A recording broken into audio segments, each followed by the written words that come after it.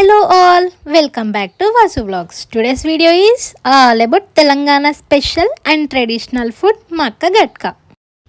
ఎండిపోయిన మొక్కజొన్న విత్తనాలను గ్రైండ్ చేసి ఆ రవ్వతో ఈ రెసిపీ అయితే చేస్తారు. దీనికి ఇంగ్రీడియంట్స్ కూడా పెద్దగా ఏమీ అవసరం ఉండదు. ప్రాసెస్ వచ్చేసి చాలా ఈజీ.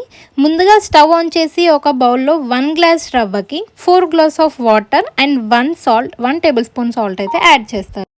ఫస్ట్ అయితే బౌల్లో 4 గ్లాసెస్ ఆఫ్ వాటర్ యాడ్ చేసి రుచికి సరిపడా ఉప్పు నేను 1 టేబుల్ స్పూన్ అయితే యాడ్ చేస్తున్నాను. వాటర్ బాగా హీట్ అయ్యాక మొక్కజొన్న రవ్వనైతే యాడ్ చేయాలి. ఈ మొక్కజొన్న రవ్వని ముందుగానే బాగా వాష్ చేసి పెట్టుకోవాలి.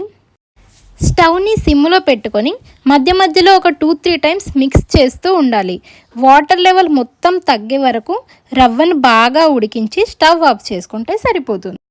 ఎక్స్పెషల్లీ ఆశ్వేజ మాసంలో వచ్చే కొర్ర ద్వాదశి రోజున ఈ ఫుడ్ అయితే చాలామంది ప్రిఫర్ చేస్తారు. ఫైనల్గా సాంబార్తో సర్వ్ చేసుకుంటే ఆ టేస్టే వేరే లెవెల్. మీకు ఈ వీడియో నచ్చిందని అనుకుంటున్నాను. మీకు మాత్రం మా వీడియోస్ నచ్చినట్టయితే like, share and subscribe to Vasu vlog.